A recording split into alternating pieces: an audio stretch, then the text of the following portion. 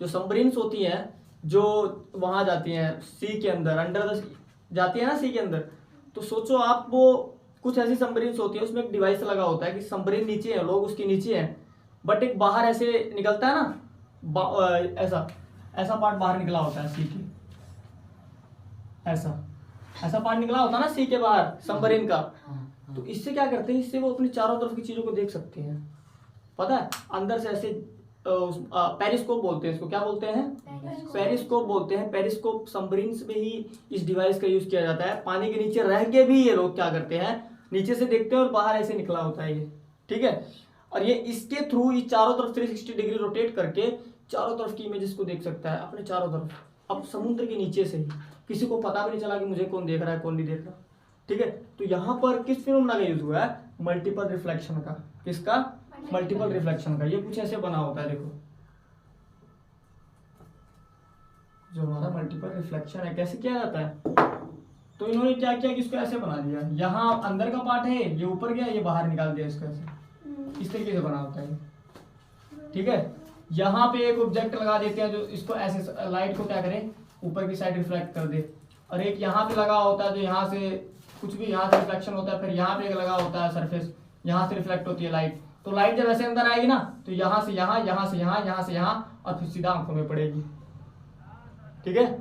यहाँ पे हम आंखों से देख रहे हैं अपने, लाइट पहले बाहर से एंटर करेगी ना, क्योंकि समुद्र के अंदर तो लाइट नहीं होगी ना, बाहर से लाइट जो होगी, बाहर वाली लाइट यहाँ से एंटर करेगी, यहाँ से रिफ्लेक्ट होते हुए ये आंखों में पड़ेगी हमारे। जब हम आंखों से ऐसे देखेंगे उसमें तो वो क्या है, हमारे आंखों में लाइट पड़ेगी तो हमको क्या सारी चीजें दिखेंगी रिफ्लेक्शन से।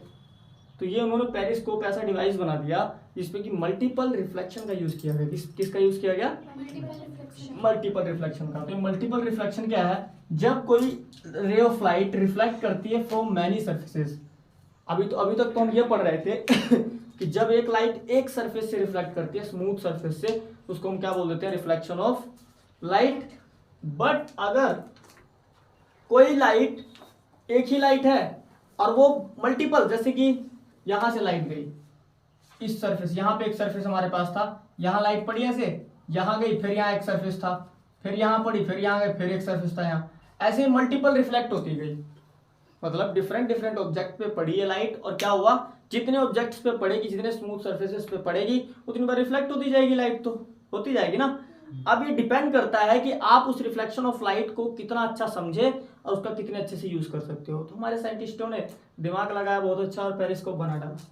क्या बना डाला, पेरिस्कोप, जो उनके लिए काफी यूजफुल भी है, ठीक है।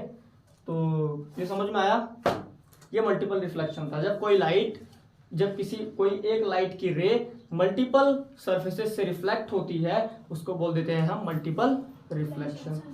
क्लियर है। आगे आता है हमारा टॉपिक, मल्टीपल इमेजेस क्या होता है। मल्टीपल इमेजेस क्या होता है। तो यहां पर इससे थोड़ा अलग है यहां पर थोड़ा इससे अलग है। मल्टीपल इमेज बनती कैसे है, देखो अब यहां पर बात की गई कि यहां पर ना टू प्लेन मिरर्स, मतलब दो सरफेस रहेंगे। कितने सरफेस रहेंगे, देखो यहाँ लिखा हुआ when two plane mirrors. Two plane mirrors क्या होते हैं, हाईली पॉलिश्ड होते हैं ना, जो आपके घर पे मिरर्स जिसमें आप चेहरा देखते हो, क्या है, प्लेन मिरर है वो, पीछे से पॉलिश किया जाता है, इसलिए आप उसमें आपका चेहरा एकदम साफ दिखता है, ठीक है। अगर वही पॉलिश ना किया गया हो पीछे, तो आर पार दिखेगा उसके, तो ट्रांसपेरेंट हो जाएगा। क्या हो जाएगा, ट्रांसपेरेंट हो जाएगा। बट वो क्या था, पॉलिश्ड है पीछे से, एक स्मूथ सरफेस है, तो वहां पर लाइट इतनी शार्पली रिफ्लेक्ट हो रही है कि आपका चेहरा एकदम साफ दिख रहा है। चेहरा आपका क्या दिख रहा है, एकदम क्लियर, ठीक है। तो वो अलग चीज थी। बट यहाँ पर उसने क्या बोला, जब टू प्लेन मिरर्स को हम क्या करते हैं, एक एंगल पे रखते हैं। टू प्लेन मिरर्स को हम किस पे रखते हैं, एक एंगल पे रखते हैं जिसका नाम है थीटा। अब वो किसी भी एंगल पे, अगर उसने 180 डिग्री पे रखा तो शायद ऐसे रखा होगा, ठीक है। अगर 90 डिग्री पे रखा होगा तो ऐसे वर्टिकल रखा होगा, है ना। तो उसने बोला कि हम दो मिरर्स को रखेंगे। मान लो एक मिरर ये है, एक मिरर ये है, 90 डिग्री पे रखेंगे, 90 डिग्री पे रखेंगे। क्लियर है। दो मिरर रखे और उसके बाद उसने बोला कि अब इसके बीच में हम एक कोई ऑब्जेक्ट रख देंगे। जैसे मैं ही ऑब्जेक्ट हूं, मैं ही खड़ा हो गया इसके बीच में, ठीक है। मान लो यहां पर कोई ऑब्जेक्ट खड़ा हो गया, ठीक है। तो इसकी कितनी इमेजेस बनेगी, अभी तो आप दिख रहे हैं कितनी इमेजेस बनेगी, वो इस फॉर्मूले पे डिपेंड करता है।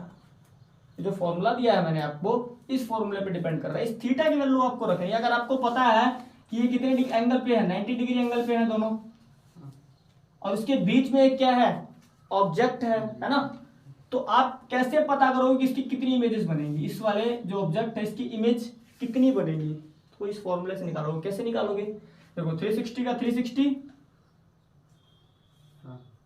ठीक है। थीटा की वैल्यू क्या होती है, एंगल बताया मैंने, तो एंगल कितना है इनका 90 डिग्री, तो नीचे क्या आ जाएगा थीटा की जगह 90 डिग्री, और माइनस में 1, माइनस में 1, ठीक है। अब इसको क्या करोगे, 1 एलसीएम ले लो इसका, 90 सॉल्व करो कॉपी पे सभी। 90 आएगा क्या? हाँ तो इसको आगे भी तो सॉल्व करो ना एलसीएम लेके।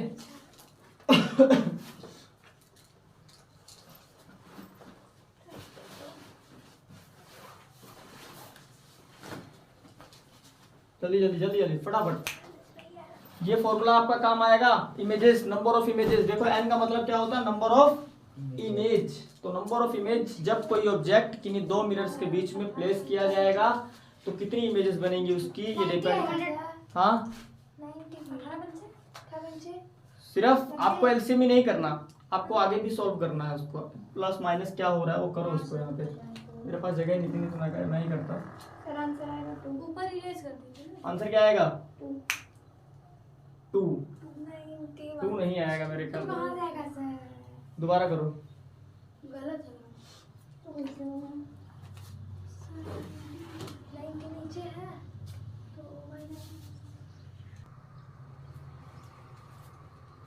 तो हम अभी मैंने आपको बताया मल्टीपल इमेजेस क्या होती हैं, ठीक है।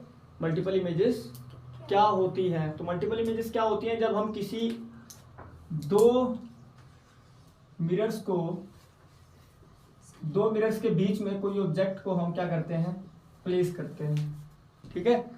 तो इन मिरर्स के थीटा की वैल्यू क्या है, इन मिरर्स के थीटा की वैल्यू क्या, थीटा की वैल्यू क्या क्या हो सकती है, देखो थीटा की वैल्यू हमारी हो सकती है 90, 180, 120 और 360 नहीं सॉरी 60, 45, ये हमारी थीटा की वैल्यूज हो सकती है, ये हमारी थीटा की वैल्यूज हो सकती है। अब डिपेंड करता है कि इसकी नंबर ऑफ इमेज, इसकी नंबर ऑफ इमेज मतलब इमेज कितनी बनेंगी इसकी, इसके लिए एक फॉर्मूला मैंने दे दिया आपको, ये नंबर ऑफ इमेज, इस ऑब्जेक्ट की नंबर ऑफ इमेज फाइंड करने के लिए फॉर्मूला मैंने दे दिया आपको ये। अगर मान लो इन मिरर्स की प्लेन मिरर्स है, ठीक है, इन मिरर्स का जो थीटा का वैल्यू वो कितना 90 डिग्री है, कितना है 90 डिग्री है, क्लियर। अगर ये 90 डिग्री पे है दोनों, तुम्हारे यहाँ फॉर्मूला यूज हो जाएगा ना, 360 थीटा है, थीटा की क्या आ जाएगा 90 और माइनस में 1, ये आ जाएगा। इसको सिंपल भी कर सकते हो, यहाँ कुछ एलसीएम वेलसीएम ना लो, इसको इससे काटो, 9 चौक 36 और 4 माइनस 1 3, तो मतलब 3 इमेजेस बनेंगी। कितनी इमेजेस बनेंगी 3, नंबर ऑफ इमेजेस आ गई, क्लियर है। 4 नहीं आएगा बेटा, 3 आएगा। 4 कैसे आएगा, 4 माइनस 1 3, क्लियर है। तो यहाँ पर हमारी नंबर ऑफ इमेजेस इस तरीके से फाइंड करना है। ये मल्टीपल इमेज बनी कि नहीं, अभी तक एक इमेज बन रही थी, अभी 3 बन रही है, बन रही कि नहीं, कैसे बनी, जब 2 मिरर्स वहां यूज किए, कितने मिरर्स, 2 प्लेन मिरर्स, उनके बिटवीन में, उनके बीच में क्या रख दिया गया, एक ऑब्जेक्ट रख दिया गया, तो इनकी 3 इमेजेस बन जाएंगी जब 90 डिग्री पे होंगे तब, ठीक है। अभी प्रैक्टिकली करो, प्रैक्टिकली समझ में आएगा घर पे, ठीक है। यहाँ थ्योरेटिकल मैंने आपको समझा दिया, ये चीज घर पे ट्राई करो, क्लियर है। 2 मिरर्स रखो, उनका एंगल चेंज करके देखो, देखो इमेज में फर्क आ रहा है कि नहीं, नंबर ऑफ इमेजेस कितनी बन रही है, ठीक है। 100% अलग अलग इमेजेस बनेंगी, क्लियर है ना। तो ये आपका था मल्टीपल इमेजेस, और यहाँ से हमारा टॉपिक हो गया खत्म। आप यहाँ से थीटा की वैल्यू कुछ भी ले सकते हो, क्लियर है। हाँ यहाँ से एक कंक्लूजन निकलेगा, अब कंक्लूजन देख लो एक बार, उसके बाद लिखना। कंक्लूजन देखो, लिखना बंद करो सभी।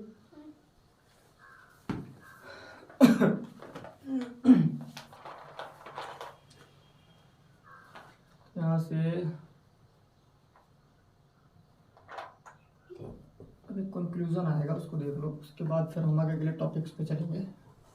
तो यहाँ से एक कंक्लूजन आता है इस फॉर्मूले से कि अगर हमारी ये जो थीटा की वैल्यू है, थीटा की वैल्यू है, अगर ये घटती है तो नंबर ऑफ इमेजेस क्या हो जाती है, बढ़ती है। जितना ज्यादा एंगल आप कर दोगे यहाँ पे, जितना कम एंगल करते जाओगे, मतलब दो मिरर्स जो हैं उनको जितने कम एंगल पे रखोगे उतनी ही ज्यादा इमेजेस बनेंगे आपकी, उतनी ही ज्यादा इमेजेस बनेंगे। तो यहाँ पर एक रिजल्ट आ जाता है कंक्लूजन टाइप का।